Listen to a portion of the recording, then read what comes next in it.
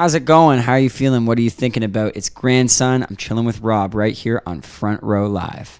First witnessed you at the Roxy in February. Wow. I actually went to see the opener act. No shit. And as I was leaving, right? yeah, exactly, sir. And then as I was leaving, I heard your sound check. And I was like, oh, shit. I'm fucked. I got to stay here. There you go. So, dude, congratulations with everything that's been going on, man. It's been such an incredible year. I know this is not like your first year doing music. You've been doing it for a while. In saying that, how much impact did being a ghostwriter for other artists, you know, have in your career, especially when you did some country stuff? Like, how did that kind of impact you? I think that like I was somebody that I had a certain amount of I like doing all of it. I like hip hop. I love folk music. I love blues, and so as a result, it was really hard for me artistically to find my thing. You know, I think it's hard for a lot of young people to really recognize, like, well, who am I and what do I want to do? And I used to try to ask myself those questions, and I would be like completely like overwhelmed. Yeah. And it was really when I started asking myself, well, what do I not want to do? Those were the ways that I began to like find who I was, especially creatively. And my experience getting to work with so many different genres of music and trying on so many hats, and hearing other artists' stories, you know, where I would be able to go, okay, well, if I'm going to be going to these sessions and trying to just write a song and just put words in somebody else's mouth, what would that look like for myself? It was just it felt like an inevitable question that I wasn't taking that seriously up until that point. So writing for other artists has had and continues to have influence on what I do with my solo career. Right. Now, you know, from that point, you pursued rap, which is like crazy. You're basically dabbling everything. So, you know, what was that transition going from rap to now, Grandson, and you know, pursuing the music that you do? Obviously, rap and rock kind of have similarities, but what kind of things did you have to go through in order to make that transition? Yeah, first off, I was raised on classic rock and blues, and those things kind of were around me. And then when I went to high school in Toronto, which is such a mosaic of cultures, and there's so many influences of Caribbean music, of R&B, of hip hop, but then also of, you know, rock and roll and folk music. And so rap became like a party trick for me that I just became enamored with. I loved the kind of percussive approach to writing different cadences within rap. I loved the bullshitting and comparisons and just getting drunk and doing it at house parties. And I never really took it that seriously. And then when I had the opportunity to come down to Los Angeles, do some writing, work with producers, have sessions for the first time, it really was something that I enjoyed doing. But as I was saying before, when I was figuring out what don't I want to do, one of the things that I was writing, I never was able to use hip-hop to express myself authentically. I always felt like it was, particularly being a white rapper, and I felt like I had to prove myself, and rightfully so in a lot of ways. And I really was, though, very influenced by hip-hop as a kid, kind of appropriating and just putting it on because it was fun and easy for me. But I never felt like I could get into the kind of more real shit that I was going through because I felt like I had to keep the party going. So I just at one point just kind of gave up. Like I just felt completely exhausted, tired. I couldn't get anybody to give a fuck about my music. I didn't even really give a fuck about my music because... But I think that's what it was, because you said it earlier. It was you were appropriating, not appreciating. Yeah. And that, you know, that makes a huge difference when you're trying to, you know, pursue something. And I think that because I deep down knew that I wasn't being my most true self, it made me much more tethered to the validation of others to quiet that voice that I had in my head that was telling me like, dude, what are we doing here, you know? So when people would tell me I was good at it, I would latch on to that. But then as I started losing that feedback around me, or it just kind of, it felt like I was being very stagnant creatively, it really hurt me. It hurt my ego, my perception of myself.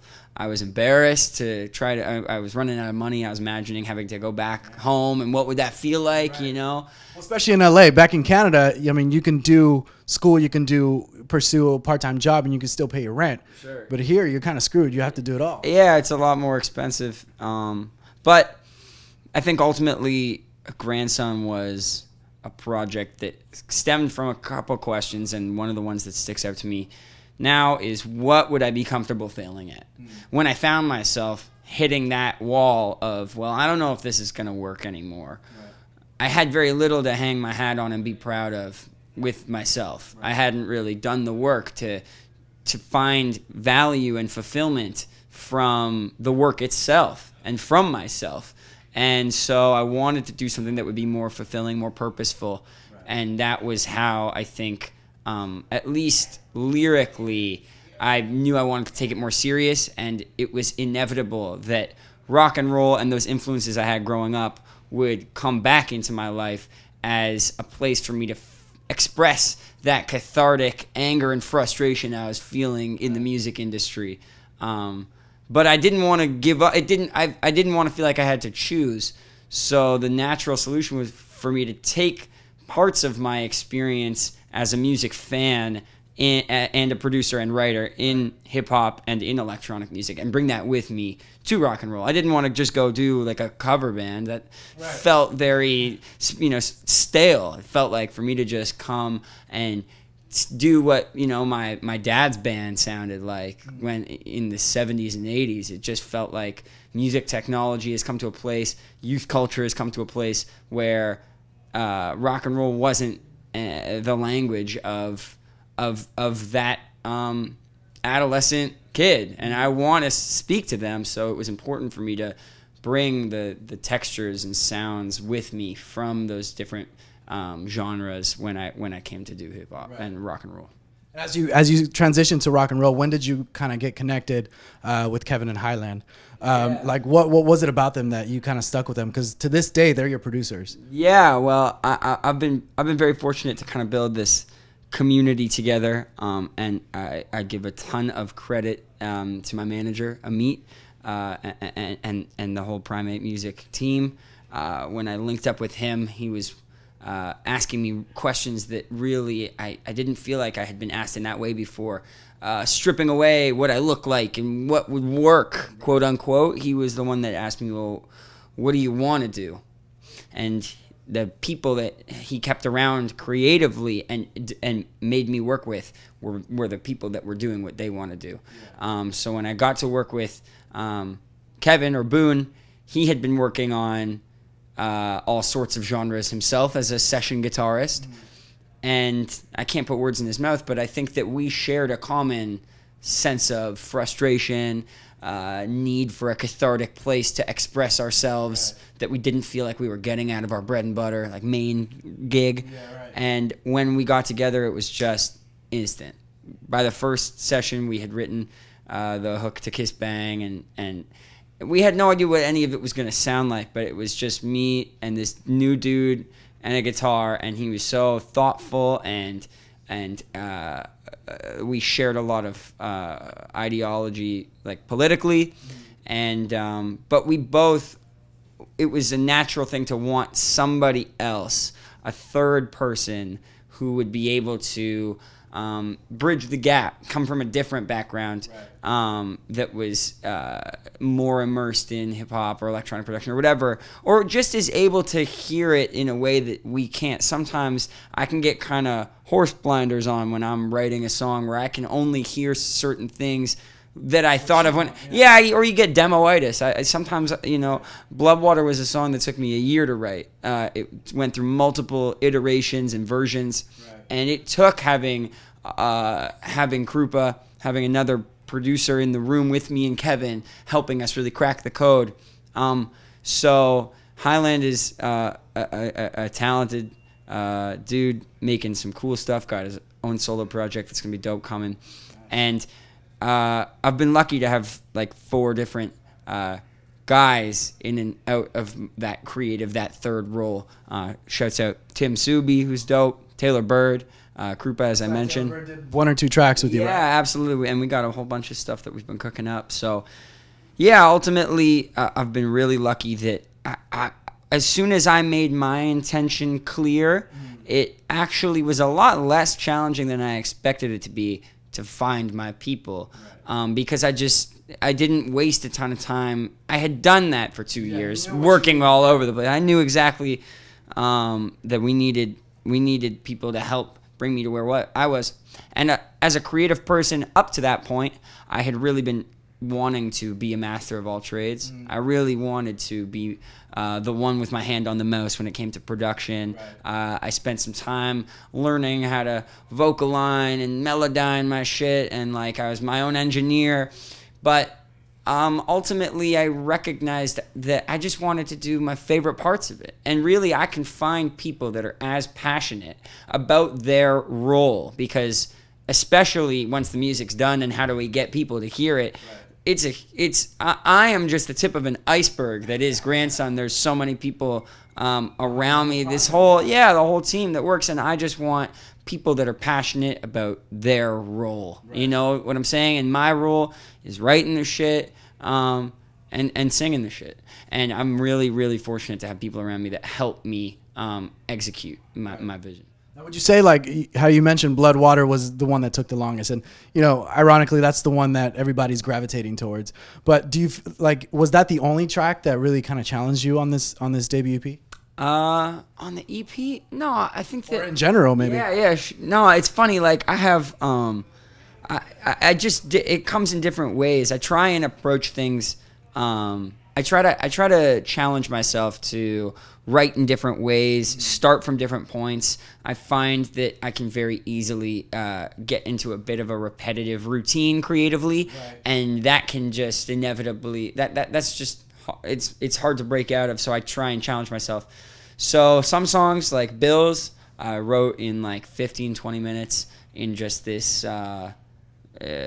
stream of consciousness as I was reading a poetry book by E.E. Cummings. I was just reading some book I got at a garage sale for $1, and he was talking about the old do this and the young do this, and I just was feeling some money stress at the time, so I wrote something really instinctively. Bloodwater actually started just jamming. We were just playing live, and we came up with a riff that ended up being something that never made the cut. It was a totally different song.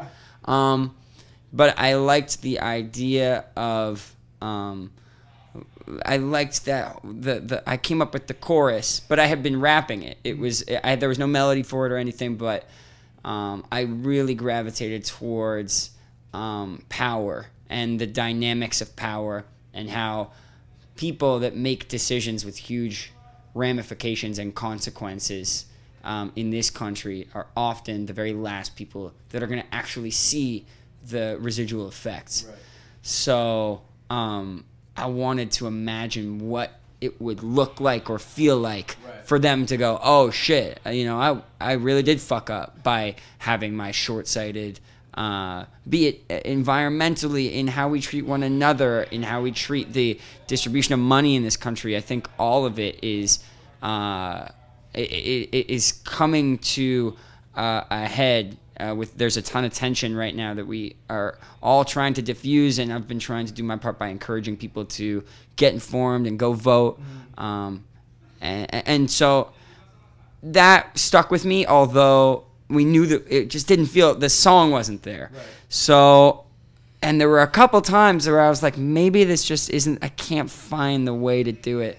But I just, every couple weeks or months, would come back to it, sit down at a piano, try to find something. Yeah, maybe. But if I stopped working on it, then it wouldn't have been meant to happen. Right. I think I made it meant to happen by just not giving up on it. Right. And I think that that's an important distinction to make for people out there that are aspiring to make great shit. It doesn't get made unless you make it happen, you know? And I think that I've spent a lot of time kicking a fucking rock, waiting for that moment, that inspiration, that gift bestowed upon me. But at a certain point, I just knew that I had a kind of good idea. I didn't have much else going on, and I wanted to figure out how the fuck to finish this song.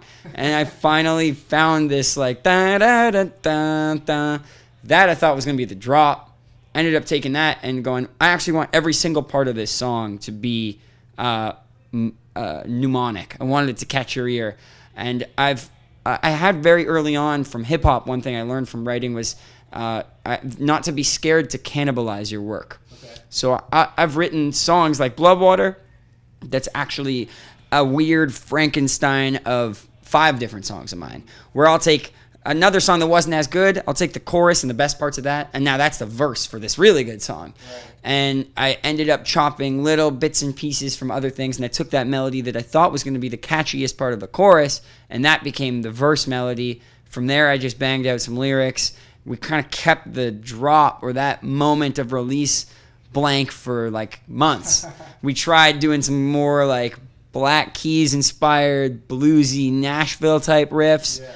And that didn't really feel good. And then we tried some like really hard trap shit, and that wasn't quite there. And then you know, we got it right after the fact. So I think I first started writing that song in probably December of 2006. Wow. Oh, not 2006. 2000. Damn, that would have been... Dude, that's more than a year. Yeah. No, I started December of 2016, sorry. And it wasn't until... It wasn't until October of 2017 that we got it right. And then it came out that month, and that song changed my life. It completely changed my life. Most definitely. And as you kind of released that song, you released other singles as well, and then the debut EP, like, you got more experience, you got to tour, you got to go everywhere with it. So where's your mindset now as you're working on new material? Like, do you still feel like that sound that you created already is still Grandson, or do you feel like you kind of like reinvent or reimagine a different sound? Yeah, good question. I really see what I'm doing as this Venn diagram of rock and roll and hip hop and electronic music as these 3 families I was very influenced by. And where it sits in that, there's infinite ways that I get to play in these spaces. Right. And take different subgenres of each and blend them. So I feel like I'm really just beginning to crack the surface on what this thing is going to sound like. Mm. That being said, I there's going to be some heavy-ass riffs and some heavy bass, and it's going to fucking go hard. Like, there are certain things that I know about myself and what I sound like, what this thing sounds like, what being a grandkid sounds like, what demanding change sounds like. Mm. And I'm going to make shit that sounds like that. But touring has informed a lot of what I do, because I remember when I first played 6 O'Clock Live, which was the hardest song I had ever made. Right. I remember as soon as that was done, I left being like, well, I just want to feel that, you know, the way that people reacted to that. And that ended up informing how we approached Stick Up and the other songs on the EP. The more that I tour, the more I get to see what is resonating with people musically, but also being able to hear people's stories, meeting fans, hearing about the struggles, the loss, or whatever it is that they're dealing with, and hearing their joy and how this movement has connected them with other people, made them feel understood, made them feel connected. All those things are coming with me when I go sit down back in front of that familiar piano with my cat and smoke a joint and sit there and try and write whatever's next, you know? So I feel very, very, very lucky to have had the year that I've had, and I'm excited to keep it moving. Yeah, no, I'm excited to hear what else you have going on. Now, I mean, what is it about KAYTRANADA that like really inspires you? Sick. Oh man, I just went to Montreal, and I just thought I had never really related to the Armin van Buuren, Tiesto, the parts of electronic music. I wasn't really a big fan of like techno music, or but I was always very much into neo soul, because of my sisters bringing like D'Angelo around and Craig David and Usher, stuff like that. Like, I was like a sucker for that, which is why I loved Childish Gambino's last album. But so when I moved to Montreal, it's just such a beautiful city. The culture is so great. The music scene there is so great, especially at that time where me and my friends could afford to get like a 3-bedroom house a 25-minute walk from the local scene for like $300 a month. Wow. So when you can afford to live, that enables you to work on your baby. Yeah. So as a result, there was this real vibrant explosion of music in Montreal, and it always has a sound for me, especially summertime in Montreal. And KAYTRANADA was just he was coming up in that scene, and I was just a fan. And I remember kind of finessing my way through a buddy of mine named Rowan Spencer into his Boiler Room set in like the plateau of Montreal, and just being surrounded by all these creative people, dressed well, beautiful girls everywhere, this vibrant dance scene emerging around me, and I felt a part of something. I really felt, even though I'm not making music that's like this, I want to find my people. Right. I want to find my community where I can be immersed in something like this. Right. And that has been an ongoing process for me, is the process of feeling understood. I come back to it a lot, of when I go up there and express what I'm dealing with and what I'm going through. And I want to create that space for other people. And I think that rock and roll and alternative music, I think it's a really, really exciting time. And I think that I'm a part of something here. Yeah. And I think that it's going to be big, and we're going to help make a lot of change and help a lot of people in the way that artists like Nirvana and Rage Against the Machine and Eminem helped me. Right. And that's all I could possibly ask for. So, which this year they're celebrating 19 years of the Battle of Los Angeles. That's crazy. It's insane. It's insane. And I think that a lot of rock bands, it's such a different genre than other stuff. It's because if Rage Against the Machine came out tomorrow, if the Battle of Los Angeles was my debut album, it would still be not just like timeless and classic as it is, but it would feel relevant. It doesn't age in that particular. So yeah, it's incredible to have been able to work with Tom and be able to unapologetically be a student of the game and try to carry that torch. And here we are backstage, with Mike Shinoda, who's another like iconic, influential artist that moved alternative music and the intersections of hip hop, electronic, and rock and roll forward. And yeah, crazy. 19 years. That's wild. That's insane. Now you already have Mike Shinoda with you, like, messing with you, producing with you, working with you. You have Tom Morello as well. Now, I know you and Dom are going to do something, Youngblood, for those that are not familiar, because that's just a given. Yeah. But I really want to like put this out in the universe, and I'm sure you guys feel good about this as well, but I would love to see a collaboration with Billie Eilish. Yeah, like, I think that would be sick. Cool. So you got to get on that. Interesting. I'm about it. That's funny. I was, I'm about it. Tell me that's funny. You were just in the studio with her. Come on. Tell her to come hang. In Van Nuys, we'll pet my cat. We'll write a banger. I think that collaboration is a really, really important component that has helped make the hip-hop community so connected, helped unite hip-hop fans, and I think it's definitely a frontier that needs to we need to get there in rock and roll. And I think that Mike does an incredible job of it with his most recent album, working with artists like K-Flay, bringing in artists like me on board, but also working with like Chino from the Deftones. Like it bridges barriers. It helps get new fans learning about artists like myself. It helps validate all of what I'm trying to do. Right.